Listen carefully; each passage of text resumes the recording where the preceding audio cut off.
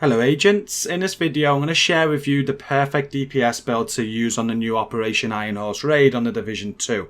DPS is important and you got a lot of ad control going around, and I believe this build to be the most comfortable build to use, and you can use it all through the raid. It works on Boss 1, Boss 2, Boss 3 and Boss 4. I've actually got Boss 4 footage of me using the build now. However, I've made a new build for Boss 4, so I'm going to be releasing a new build in the coming days, maybe later, of a build for Boss 4 to make it very easy, so look out for that. But this does work on Boss 4, and like I said, it's just the perfect DPS build for the raid. It's unbreakable, it's comfortable, and I'm going to be releasing boss by boss guides showing you our tactics where other builds kind of synergize together to make it just work an absolute dream. So that's in this video. Before we get onto it, if you do like the video, do hit the like button. Consider hitting subscribe for more content from myself, especially for those future videos I release over the next few days and the guides. And once you're done with the video, if you just check out the video description, I've got a link to my Iron Horse playlist, but also a link to our fantastic community where we are helping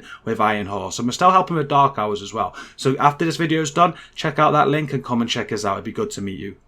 So here is the build, and as I said in the intro, it's a perfect DPS build for this raid. Now you can go glass cannon when you're more comfortable, for sure. That will speed things up, and if you want to go glass cannon on this build, you could do just change that chest talent that I'll show you in a moment from unbreakable to glass cannon. I do have a separate glass cannon build though. I build my glass cannon build a little bit different to this, and I will share that in a few days because I do use that on the raid. It is a build that I use for boss 1, and I'm trying to use it for boss 2 and 3 as well more recently. But for the comfortable method, for people starting out, this is the DPS build that you want. It's got so much survivability, and in my boss by boss guides you get so much more survivability on top as well. So let's have a look at what I use on my build. I go with the Eagle Bearer. This is personal preference. If you want to use an assault rifle and an LMG, a rifle as your primary, it's whatever you want. As long as you're taking down ads and you're not going down yourself and you're surviving, you're going to be beneficial to the team. So I go Eagle Bearer. You can see it's hitting at 124.6 there, and my Baker's Dozen as a secondary is hitting at 494.9. Now just tailor your build to how you have your weapons. If you do go in with an LMG rather than an assault rifle,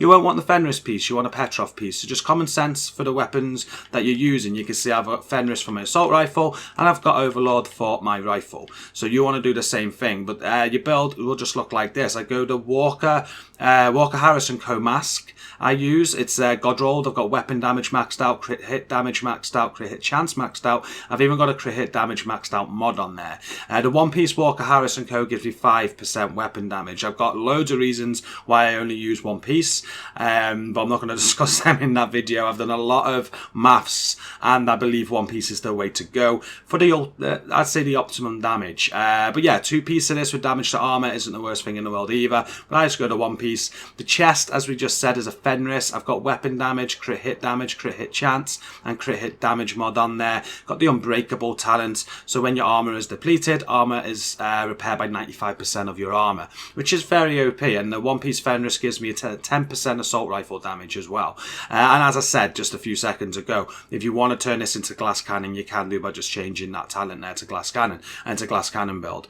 The holster is a Providence defense holster. Got weapon damage, crit hit chance. I have 2 Providence on the build. As you can see, I've got headshot damage there unlocked, and crit hit chance at 10% as well.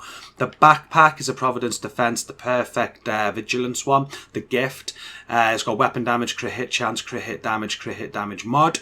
Vigilance increases total weapon damage by 25%, but once you take damage, that is taken away from you for 3 seconds. There's two talents you can use here. I have tested it. For this raid, the Iron Horse raid, Companion is definitely a shout, because Companion gives you 15% extra damage when you're within 5 meters from an ally. And this raid, you're quite close to your team quite a lot at a time. My play style though just doesn't suit Companion. I've thrown it on, I've tried it, I'm always moving, and 5 meters is quite a small radius. Like, it's mad how often that is not procced. But that's just to my playstyle. If you're pretty sure you're close to your allies, like within 5 meters most of the time, I would go Companion over Vigilance, but I'll leave that up to you. I'm going Vigilance and I'm sticking with it. I think it's an OP talent, and as I said, I tested Companion with my playstyle and it didn't work for me, but that's food for thought for you. But moving on to the gloves, I've gone the Grupo Sombra gloves, and that's for the one piece talent there, critical hit damage of 15%. On these gloves, I've got weapon damage, crit hit chance, crit hit damage as well. And then finally, the knee pads are the Overlord knee pads are the Fox's Prayer, which comes with the damage to target out of cover of 8%. Got weapon damage there, got crit hit damage there. These are perfect for the build. I do like the Petrov gloves as well, with the 8% damage to armor. But I removed them because I went with a Walker piece. I normally run the Petrov and obviously LMG damage. I'm not using LMG, but these are definitely worthwhile on this build. I'm using a rifle for starters, and I don't need no more crit hit chance on the build. We're going to have a look at that now. I'm pretty much maxed out, so the 8% damage to target out of cover roll there is perfect. Let's have a look at that. The crit hit chance on the build, I've got 56.7 on my Eagle Bearer, not relying on any Coyote masks, and I've got 180% crit hit damage as well. We do run Coyote masks, so that's going to be capped out most of the time, but I'm starting to make my builds now where I'm not reliant on them. I don't think you need to be reliant on them. You can see how hard this build is hitting, the chance I'm getting, the damage I'm getting. There's real no need to rely on that Coyote mask there if you've got the time to grind and get the pieces. So that's the perfect DPS build for this raid, as I titled the video. I advise a lot of people to use it when we're doing our first time completions. If you have a build anywhere near this, we'll be very happy to run with you, and you won't struggle on ad control. You know, you're taking ads down quick and you're surviving. The skills are up to you what you want to use. Now I highly suggest a Revive Hive. Now this raid's all about staying up, and it's all about mechanics. If you're going down and you're needing a teammate to come and revive you, the more you're doing that, the more of a burden you are. So you don't want to be going down. If you go down, get a Revive Hive to get you up. Don't rely on your team. If you're going down again and again and you're needing your team to revive you, then you really need to look at your build. That's a big problem with this raid, because the mechanics don't stop. They continue. You got to keep doing those mechanics. So you want your teammates to be reviving you pretty much never, if possible. You are going to go down, but this build really does help keep you up and allows you to kill enemies, and that's what it's about. The Decoy is what I use mainly. I use this on boss 4, boss 3. Don't really use it on boss 2 or 1, but it's a very OP skill there. You throw it out every 20 odd seconds and the enemies will focus it. But go with what you want. A fixer drone squad, a striker drone squad, enemies will focus your striker drone. There's I always use the second skill slot there on the L1 for something that's going to distract the enemies, because again, if they're distracted, they're not shooting at me. And the grenade launcher, finally, the specialization. So why do I use that? There's probably different ones to use, but we're going to have a look at the specialization and why I use it now.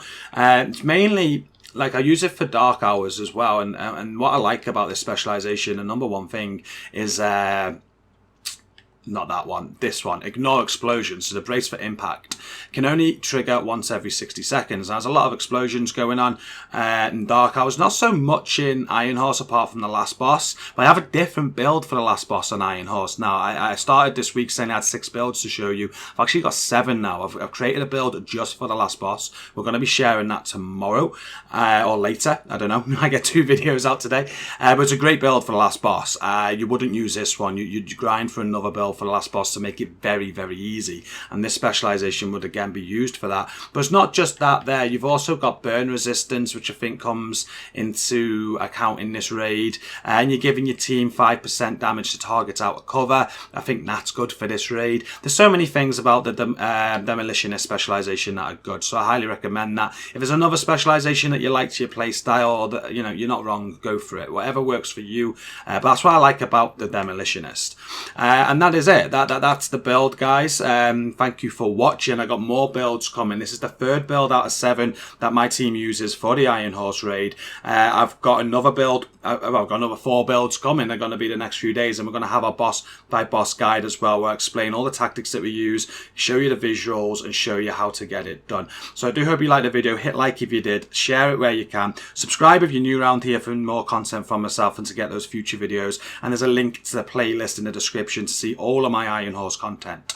Also, now you're done with the video though, check out the top of the video description where there's a link to our fantastic community. We're helping with Iron Horse now. I've actually got a stream planned tonight to help someone through for the first time, and we're going to be helping for a long time. We help loads of people. Come and check out the community. I'm sure you're going to like it there. But until the next video, thank you for watching this one, and peace out.